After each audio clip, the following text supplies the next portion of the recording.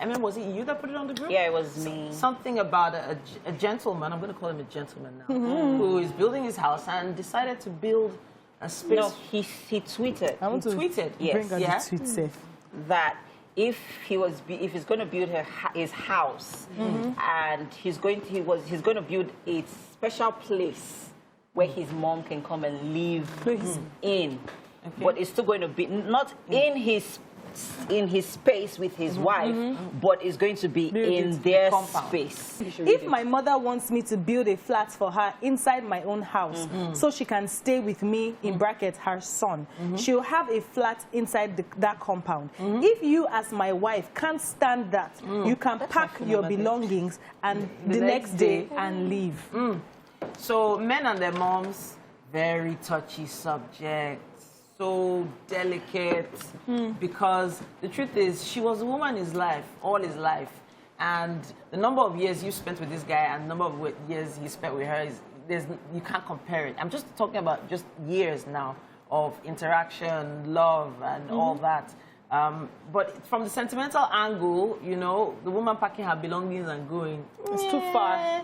He might have gone too far with that. What does the Bible say about leaving your father and your mother and cleaving to your wife? You cleave. No. So you leave to cleave. Because as far as a marriage institution is concerned, anyone outside the man and the woman is a third party. Yeah. Okay. So if you feel that, I feel like in every man's life, oh, no, not even a man, because this is not about a man now. We all know that extended family members play different roles in our lives. There's always a place of the husband, and there's a place of a father, and there's a place of the mother. When I saw that tweet, my thought was, is likely unmarried.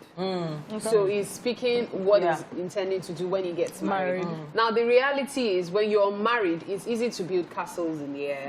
It's easy to say, oh, I'm going to do this when I'm married. I'm going to do that when you're married. But when you get married, the reality changes, because it takes a wife that does something you don't like to know better than to do something she doesn't like. Okay. So the dynamics change. Personally, I see no problem in you building a flat, or even if you decide, you can tell us to move to the BQ, let your mom live in the main building. It's your mom. Because I've always said, when it comes to relationships, if I don't want anybody to mess with my mom, so I won't mess with your mom because there are limits to these things.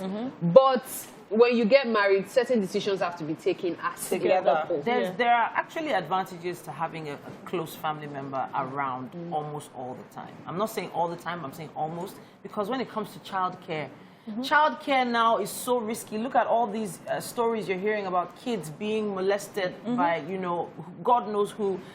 If his mom is around, he'll feel comfortable leaving his kids with his mom, you know, so. And I would too, you know, when you think about it, there's so many different factors you have to put in place to make sure everybody's happy. But honestly speaking, if you want to have your mom around, have your mom around. Yeah, I honestly feel like there's, even before you get married, if you're saying you want to have your mom around, I feel like there's no problem. But saying if you don't want it, pack your belongings, I think that's too extreme. That's why I'm saying that like particular line about it, showed me he was unmarried. Yeah, because if like you're married, you know that it. you don't end the marriage that easily. Exactly. Pack your belongings and go. And so that also poses the question, do people really get married for love? Love? So, you know, it's funny you would ask me this question. There's somebody I see as like a big brother to me.